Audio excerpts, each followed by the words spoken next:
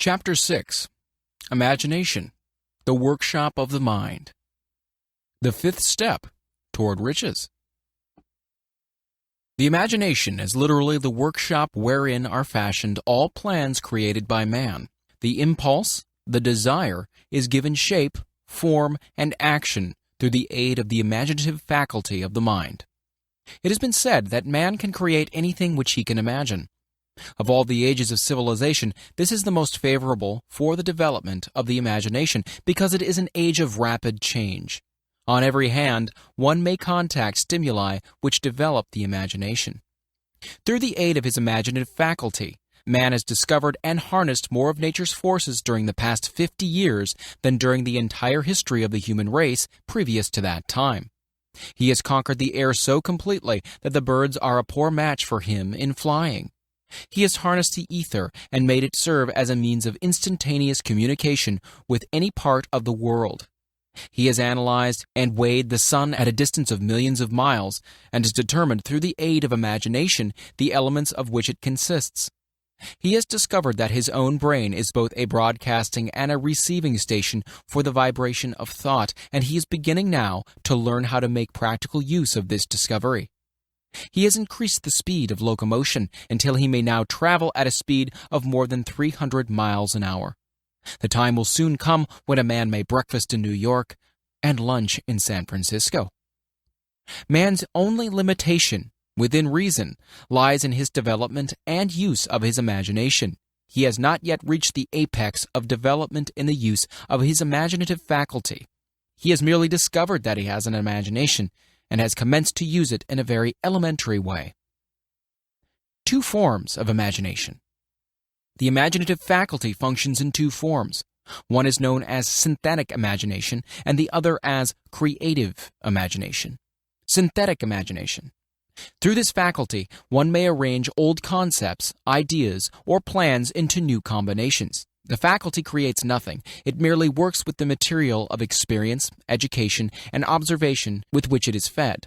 It is the faculty used most by the inventor, with the exception of those who draw upon the creative imagination when he cannot solve his problem through synthetic imagination. Creative imagination. Through the faculty of creative imagination, the finite mind of man has direct communication with infinite intelligence. It is the faculty through which hunches and inspirations are received. It is by this faculty that all basic or new ideas are handed over to man. It is through this faculty that thought vibrations from the minds of others are received.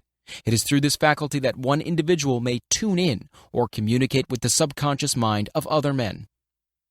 The creative imagination works automatically in the manner described in subsequent pages.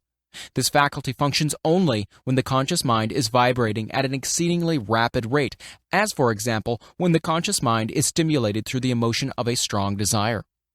The creative faculty becomes more alert, more receptive to vibrations from the sources mentioned in proportion to its development through use. This statement is significant. Ponder over it before passing on. Keep in mind as you follow these principles that the entire story of how one may convert desire into money cannot be told in one statement. The story will be complete only when one has mastered, assimilated, and begun to make use of all the principles. The great leaders of business, industry, finance, and the great artists, musicians, poets, and writers became great because they developed the faculty of creative imagination. Both the synthetic and creative faculties of imagination become more alert with use, just as any muscle or organ of the body develops through use. Desire is only a thought, an impulse. It is nebulous and ephemeral. It is abstract and of no value until it has been transformed into its physical counterpart. While the synthetic imagination is the one which will be used more frequently, in the process of transforming the impulse of desire into money, you must keep in mind the fact that you may face circumstances and situations which demand use of the creative imagination as well. Your imaginative quality may have become weak through inaction. It can be revived and made alert through use. This faculty does not die, though it may become quiescent through lack of use. Center your attention for the time being on the development of the synthetic imagination because this is the faculty which you will use more often in the process of converting desire into money. Transformation of the intangible impulse of desire into the tangible reality of money calls for the use of a plan or plans. These plans must be formed with the aid of the imagination, and mainly with the synthetic faculty. Read the entire book through, then come back to this chapter and begin at once to put your imagination to work on the building of a plan or plans for the transformation of your desire into money. Detailed instructions for the building of plans has been given in almost every chapter. Carry out the instructions best suited to your needs. Reduce your plan to writing if you have not already done so. The moment you complete this, you will have definitely given concrete form to the intangible desire. Read the preceding sentence once more. Read it aloud, very slowly, as you do so. Remember that the moment you reduce the statement of your power and a plan for its realization to writing, you have actually taken the first of a series of steps which will enable you to convert the thought into its physical counterpart. The earth on which you live, you yourself, and every other material thing are the result of evolutionary change, through which microscopic bits of matter have been organized and arranged in an orderly fashion. Moreover, and this statement is of stupendous importance, this earth, every one of the billions of individual cells of your bodies, and every atom of matter began as an intangible form of energy. Desire is thought impulse. Thought impulses are forms of energy. When you begin with the thought impulse, desire, to accumulate money, you are drafting into your service the same stuff that nature used in creating this earth and in every material form in the universe, including the body and brain in which the thought impulses function. As far as science has been able to determine, the entire universe consists of but two elements, matter and energy. Through the combination of energy and matter has been created everything perceptible to man, from the largest star which floats in the heavens down to and including himself. You are now engaged in the task of trying to profit by nature's method. You are sincerely and earnestly, we hope, trying to adapt yourself to nature's laws by endeavoring to convert desire into its physical or monetary equivalent. You can do it. It has been done before. You can build a fortune through the aid of laws which are immutable, but first you must become familiar with these laws and learn to use them. Through the repetition and by approaching the description of these principles from every conceivable angle, the author hopes to reveal to you the secret through which every great fortune has been accumulated. Strange and paradoxical as it may seem, the secret is not a secret. Nature herself advertises it in the earth on which we live, the stars, the planets suspended within our view, in the elements above and around us, in every blade of grass, and every form of life within our vision. Nature advertises this secret in terms of biology, in the conversion of a tiny cell so small that it may be lost on the point of a pin, into the human being now reading this line. The conversion of desire into its physical equivalent is certainly no more miraculous. Do not become discouraged if you do not fully comprehend all that has been stated. Unless you have long been a student of the mind, it is not to be expected that you will assimilate all that is in this chapter upon a first reading. But you will in time make good progress. The principles which follow will open the way for understanding of imagination. Assimilate that which you understand as you read this philosophy for the first time. Then, when you reread and study it, you will discover that something has happened to clarify it and give you a broader understanding of the whole. Above all, do not stop, nor hesitate in your study of these principles until you have read the book at least 3 times, for then you'll not want to stop. How to make practical use of imagination. Ideas are the beginning points of all fortunes. Ideas are products of the imagination. Let us examine a few well-known ideas which have yielded huge fortunes, with the hope that these illustrations will convey definite information concerning the method by which imagination may be used in accumulating riches. The enchanted kettle. 50 years ago, an old country doctor drove to town, hitched his horse, quietly slipped into a drugstore by the back door, and began dickering with the young drug clerk. His mission was destined to yield great wealth to many people. It was destined to bring the South the most far-flung benefit since the Civil War. For more than an hour, behind the prescription counter, the old doctor and the clerk talked in low tones. Then the doctor left. He went out to the buggy and brought back a large, old-fashioned kettle, a big wooden paddle, used for stirring the contents of the kettle, and deposited them in the back of the store. The clerk inspected the kettle, reached into his inside pocket, took out a roll of bills, and handed it over to the doctor. The roll contained exactly $500, the clerk's entire savings. The doctor handed over a small slip of paper on which was written a secret formula. The words on that small slip of paper were worth a king's ransom, but not to the doctor. Those magic words were needed to start the kettle to boiling, but neither the kettle nor the young clerk knew what fabulous fortunes were destined to flow from that kettle. The old doctor was glad to sell the outfit for $500. The money would pay off his debts and give him freedom of mind. The clerk was taking a big chance by staking his entire life savings on a mere scrap of paper and an old kettle. He never dreamed his investment would start a kettle to overflowing with gold that would surpass the miraculous performance of Aladdin's lamp. What the clerk really purchased was an idea. The old kettle and the wooden paddle and the secret message on a slip of paper were incidental. The strange performance of the kettle began to take place after the new owner mixed with the secret instructions an ingredient of which the doctor knew nothing. Read this story carefully. Give your imagination a test. See if you can discover what it was the young man added to the secret message which caused the kettle to overflow with gold. Remember as you read that this is not a story from Arabian Nights. Here you have a story of facts, stranger than fiction, facts which began in the form of an idea. Let us take a look at the vast fortunes of gold this idea has produced. It has paid and still pays huge fortunes to men and women all over the world who distribute the contents of the kettle to millions of people. The old kettle is now one of the world's largest consumers of sugar, thus providing jobs of a permanent nature to thousands of men and women engaged in growing sugarcane and in refining and marketing sugar. The old kettle consumes annually millions of glass bottles, providing jobs to huge numbers of glass workers. The old kettle gives employment to an army of clerks, stenographers, copywriters, and advertising experts through the nation. It has brought fame and fortune to scores of artists who have created magnificent pictures describing the product. The old kettle has converted a small southern city into the business capital of the South, where it now benefits, directly or indirectly, every business and practically every resident of the city. The influence of this idea now benefits every civilized country in the world, pouring out a continuous stream of gold to all who touch it. Gold from the kettle built and maintains one of the most prominent colleges of the South, where thousands of young people receive the training essential for success. The old kettle has done other marvelous things. All through the World Depression, when factories, banks, and business houses were folding up and quitting by the thousands, the owner of this enchanted kettle went marching on, giving continuous employment to an army of men and women all over the world, and paying out extra portions of gold to those who, long ago, had faith in the idea. If the product of that old brass kettle could talk, it would tell thrilling tales of romance in every language. Romances of love, romances of business, romances of professional men and women who are daily being stimulated by it.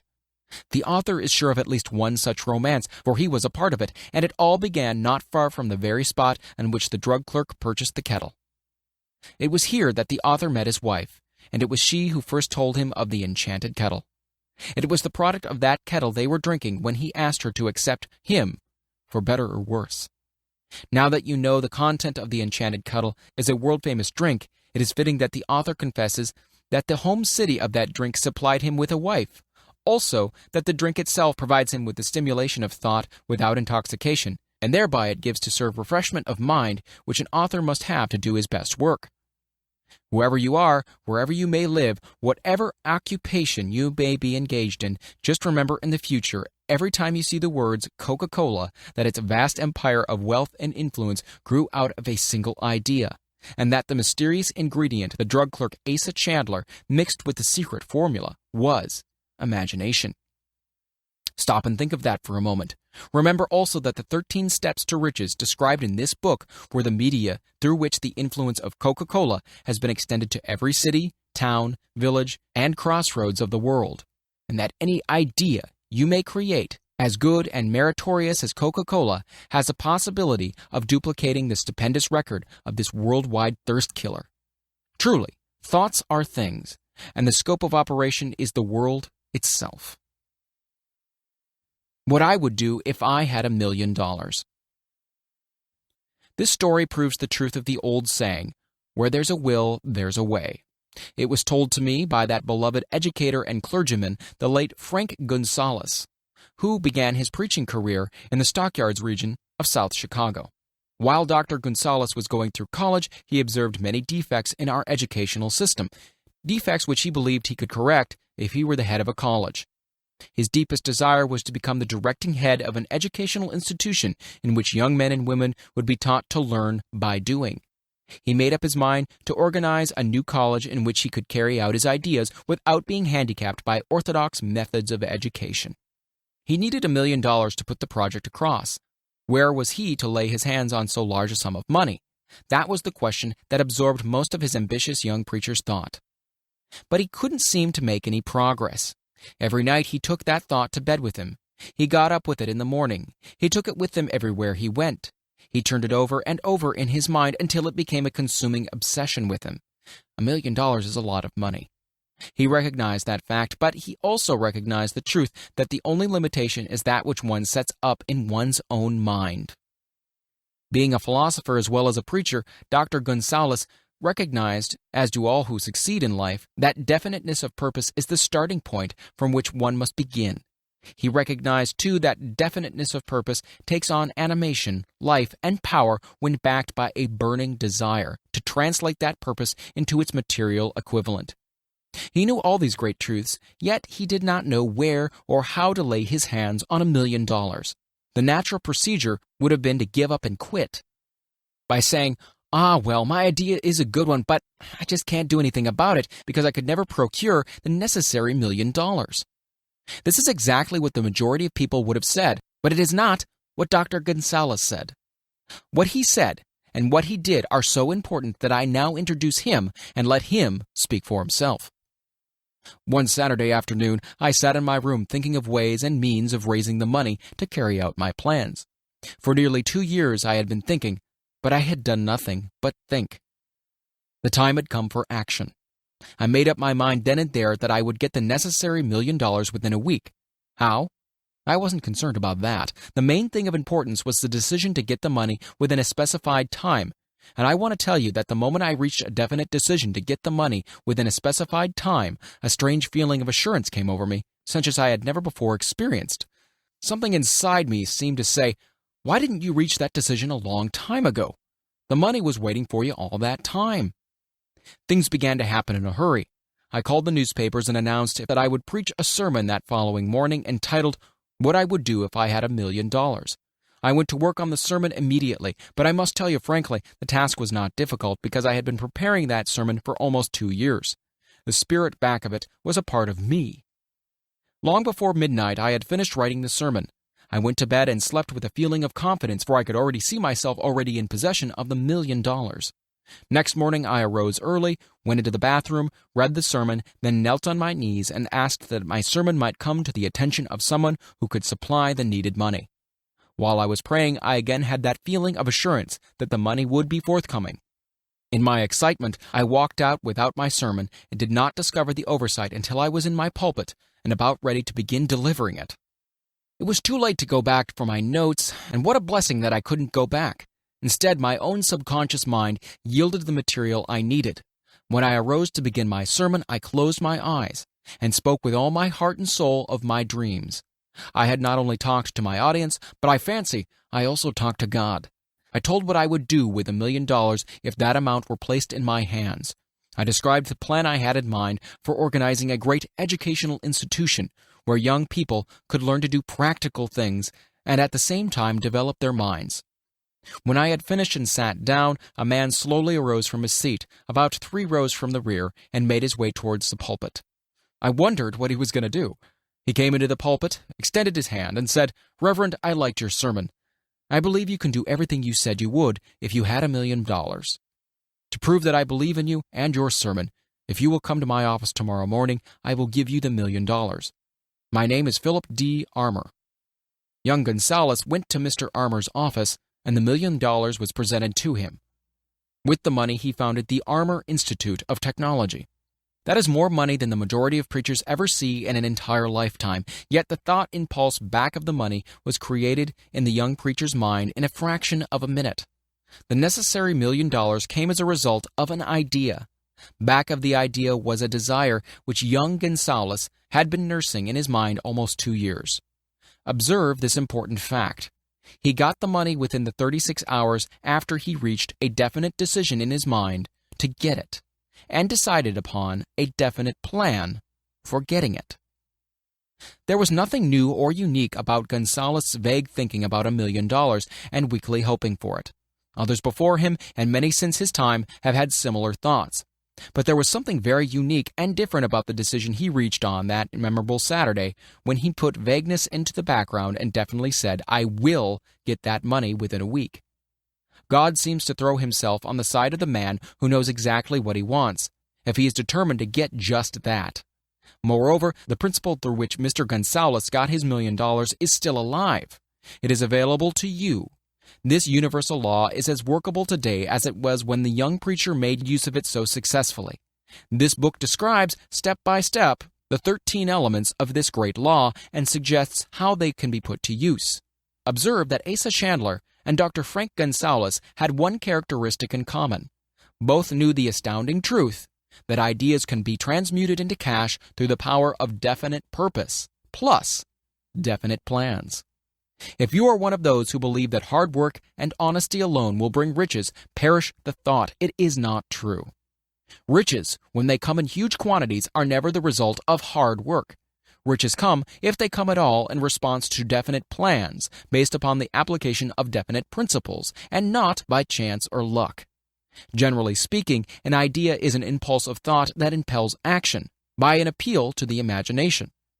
All master salesmen know that ideas can be sold where merchandise cannot. Ordinary salesmen do not know this. That is why they're ordinary. A publisher of books, which sell for a nickel, made a discovery that should be worth much to publishers generally. He learned that many people buy titles and not contents of books. By merely changing the name of one book that was not moving, his sales on the book jumped upward more than 1 million copies. The inside of the book was not changed in any way. He merely ripped off the cover bearing the title that did not sell and put on a new cover with a title that had box office value. That, as simple as it may seem, was an idea. It was imagination. There is no standard price on ideas. The creator of ideas makes his own price, and if he is smart, gets it. The moving picture industry created a whole flock of millionaires. Most of them were men who couldn't create ideas, but they had the imagination to recognize ideas when they saw them. The next flock of millionaires will probably grow out of the radio business, which is new and not overburdened with men of keen imagination. The money will be made by those who discover or create new and more meritorious radio programs and have the imagination to recognize merit, and to give the radio listeners a chance to profit by it. The sponsor, that unfortunate victim who now pays the cost of all radio entertainment, soon will become idea-conscious and demand something for his money. The man who beats the sponsor to the draw and supplies programs that render useful service is the man who will become rich in this new industry. Crooners and light chatter artists who now pollute the air with wisecracks and silly giggles will go the way of light timbers, and their places will be taken by real artists who interpret carefully planned programs which have been designed to service the minds of men as well as provide entertainment. Here is a wide-open field of opportunity screaming its protest at the way it is being butchered because of lack of imagination and begging for rescue at any price. Above all, the thing that radio needs is new ideas. If this new field of opportunity intrigues you, perhaps you might profit by the suggestion that the successful radio programs of the future will give more attention to creating buyer audiences and less attention to listener audiences. Stated more plainly, the builder of radio programs who succeeds in the future must find practical ways to convert listeners into buyers.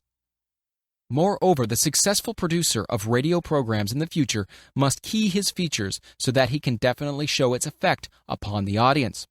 Sponsors are becoming a bit wary of buying glib, selling talks based upon statements grabbed out of thin air. They want, and in the future will demand, indisputable proof that the Who's It program not only gives millions of people the silliest giggle ever, but that the silly giggler can sell merchandise.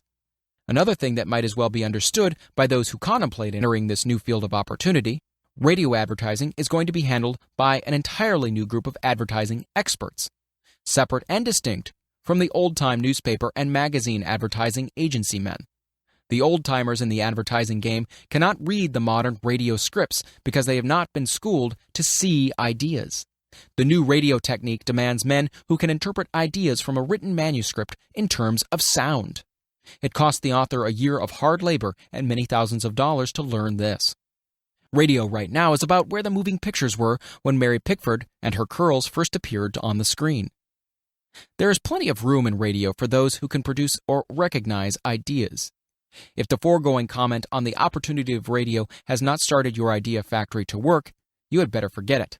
Your opportunity is in some other field. If the comment intrigued you in the slightest degree, then go further into it, and you may find the one idea you need to round out your career. Never let it discourage you if you have no experience in radio. Andrew Carnegie knew very little about making steel. I have Carnegie's own word for this. But he made practical use of two of the principles described in this book and made the steel business yield him a fortune. The story of practically every great fortune starts with the day when a creator of ideas and a seller of ideas got together and worked in harmony. Carnegie surrounded himself with men who could do all that he could not do. Men who created ideas and men who put ideas into operation and made himself and the others fabulously rich. Millions of people go through life hoping for favorable breaks. Perhaps a favorable break can get one opportunity, but the safest plan is not to depend upon luck. It was a favorable break that gave me the biggest opportunity of my life, but 25 years of determined effort had to be devoted to that opportunity before it became an asset. The break consisted of my good fortune in meeting and gaining the cooperation of Andrew Carnegie. On that occasion, Carnegie planted in my mind the idea of organizing the principles of achievement into a philosophy of success. Thousands of people have profited by the discoveries made in the 25 years of research, and several fortunes have been accumulated through the application of this philosophy. The beginning was simple, though. It was an idea which anyone might have developed. The favorable break came through Carnegie, but what about the determination, definiteness of purpose, and the desire to attain the goal, and the persistent effort of 25 years? It was no ordinary desire that survived disappointment, discouragement, temporary defeat, criticism, and the constant reminding of waste of time. It was a burning desire. It was an obsession. When the idea was first planted in my mind by Mr. Carnegie, it was coaxed, nursed, and enticed to remain alive. Gradually, the idea became a giant under its own power, and it coaxed, nursed, and drove me. Ideas are like that. First you give life and action and guidance to ideas, then they take on power of their own and sweep aside all opposition. Ideas are intangible forces, but they have more power than the physical brains that give birth to them. They have the power to live on, after the brain that created them are returned to dust. For example, take the power of Christianity. That began with a simple idea born in the brain of Christ. Its chief tenet was, do unto others as you would have others do unto you. Christ has gone back to the source from whence he came, but his idea goes marching on. Someday it may grow up and come into its own. Then it will have fulfilled Christ's deepest desire. The idea has been developing only 2,000 years. Give it time. Success requires no explanations. Failure permits no alibis.